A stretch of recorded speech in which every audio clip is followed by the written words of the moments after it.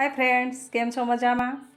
તો આજે આપણે બનાવીશું મોમોજ અને શિયાળામાં ખૂબ જ સરસ એકદમ ગ્રીન ગ્રીન વેજીટેબલ્સ મળે છે. તો આપણે આ વેજીટેબલ્સ લઈ લઈશું અને બારીક બારીક એકદમ કટ કરી લઈશું. અહીંયા તમે ચોપ પણ કરી શકો, પણ આ રીતે કટ કરવાથી એકદમ સરસ જેવું જોઈએ એવું કટ થાય છે અને આમાં તમારા મનપસંદ વેજીટેબલ્સ ઉમેરી અને તમે આ મોમોજ બનાવી શકો.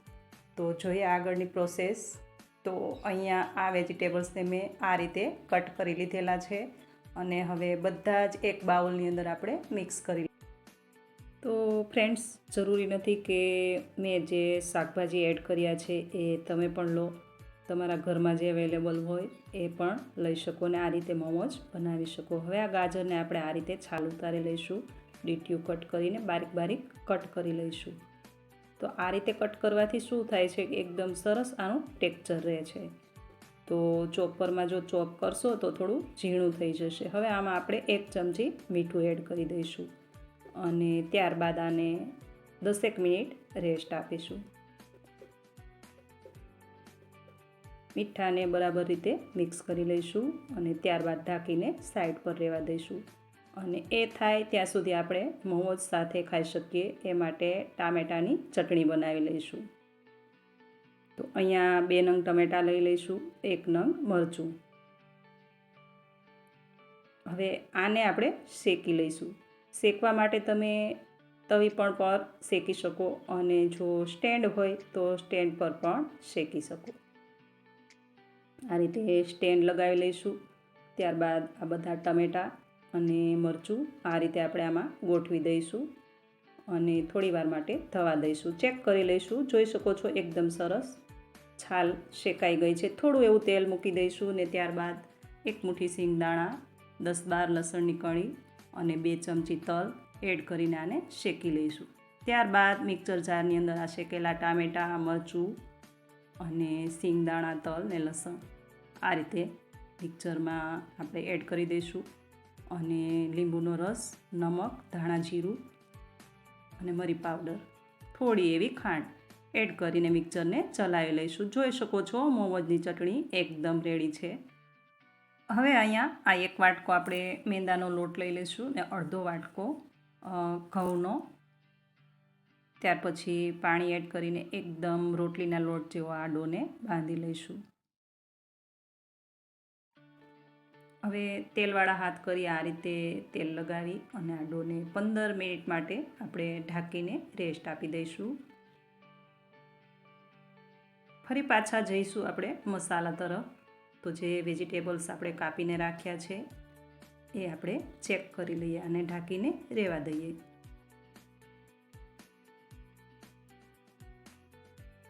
જોઈ શકો છો આ રીતે મિક્સ કરશો એટલે પાણી એકદમ જ છૂટું પડી જશે. આ રીતે દબાવીને આ બધા જ વેજીટેબલ્સ આપણે અલગ કરી લઈશું. તો આમાંથી બરાબર રીતે પાણી છૂટું પાડી દઈશું ને ત્યારબાદ એક બાઉલમાં આ શાકભાજી એટલે કે આ વેજીટેબલ્સ બધા જ આપણે એડ કરી દઈશું અને ત્યાર પછી આમાં આપણે મસાલા કરીશું. છે ને એકદમ સરસ સૂકા થઈ ગયેલા એકદમ ગ્રીન રંગબેરંગી આપણા વેજીટેબલ્સ. અને હવે આમાં આપણે મસાલા કરીશું. તો 2 ચમચી અહીંયા ઓરેગેનો, ત્યારબાદ 1 ચમચી ચીલી ફ્લેક્સ, સ્વાદ અનુસાર નમક અને અડધી ચમચી મરી પાવડર, 1 ચમચી ધાણા જીરું પાવડર, 1 ચમચી અહીંયા અમૂલનું બટર લીધેલું છે એ પણ એડ કરી દઈશું ને ત્યારબાદ આપણે ઘરનું બનાવેલું પનીર નાના ટુકડામાં કાપી અને એડ કરી દઈશું. અને ત્યાર પછી થોડું એવું ખમણેલું પનીર એટલે કે ઠંડીના હિસાબે થોડું હાર્ડ થયેલું હતું તો મેં ખમણી લીધેલું છે અને હવે એ પણ આમાં એડ કરી દઈશું ને ત્યારબાદ એકદમ આ રીતે આ પનીર પણ એકદમ મેચ થઈ જાય ત્યાં સુધી આપણે એને મિક્સ કરી લઈશું. તો છે ને એકદમ સહેલી રીત મોમોજ બનાવવા એકદમ ઇઝી છે અને બાળકોને તો ખૂબ જ ભાવે છે. અને આ મોમોઝ ખાવાથી મેંદો તો છે પણ મેંદાની સાથે એકદમ ફૂલ વિટામિન સાથે આપણે ભરીને પનીર છે અને બધા જ વેજીટેબલ્સનો સંગમ, એટલે કે ખૂબ જ સરસ એવી આ હેલ્ધી ડીશ પણ કહી શકાય. તો ખમણેલું પનીર પણ એડ કરી દીધું છે ને ત્યારબાદ આપણે બધું જ મિશ્રણ બરાબર રીતે મિક્સ કરી લઈશું. હવે આપણે જે લોટ બાંધીને રાખ્યો હતો એમાંથી આ સાઈઝના એકદમ લુવા બનાવી લઈશું. નાના નાના લુવા કરી અને જેમ પૂરી વણીએ એ જ રીતે આ પૂરીને પણ વણી લઈશું, મતલબ થોડી પતલી વણીશું. તો થોડી એવી પૂરી વણીને તૈયાર કરી લઈશું અને ત્યારબાદ આપણે આ સ્ટફિંગ આ પૂરીની અંદર ભરી દઈશું અને મોમોઝની સાઈઝના મોમોઝ બનાવી લઈશું. હવે આ રીતે આ પૂરીને હાથ પર લઈ અને થોડું એવું 1 થી 2 ચમચી સ્ટફિંગ આની અંદર આપણે એડ કરી દઈશું અને બરાબર રીતે આને પેક કરી દઈશું. જોઈ શકો છો આ રીતે અંગૂઠા વડે દબાવતા જઈ અને સામેની સાઈડ જોઈન્ટ કરતા જઈશું અને અંગૂઠા વડે સ્ટફિંગને ધક્કો મારતા જઈશું અને આ રીતે આપણે મોમોઝને ભરીને તૈયાર કરી લઈશું.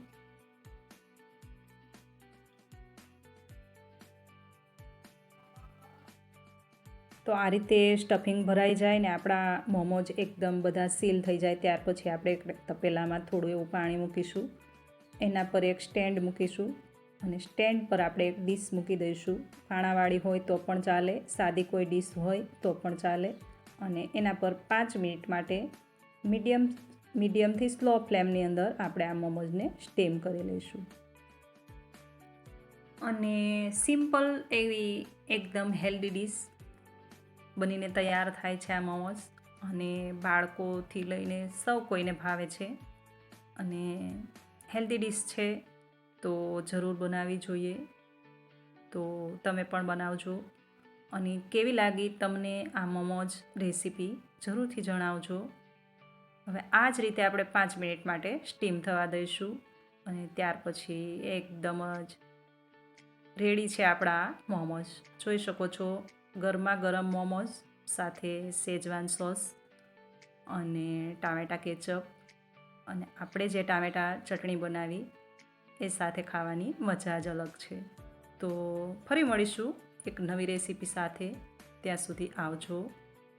મારા વિડીયોને શેર કરજો, ચેનલને સબસ્ક્રાઈબ કરજો. Thank you for watching.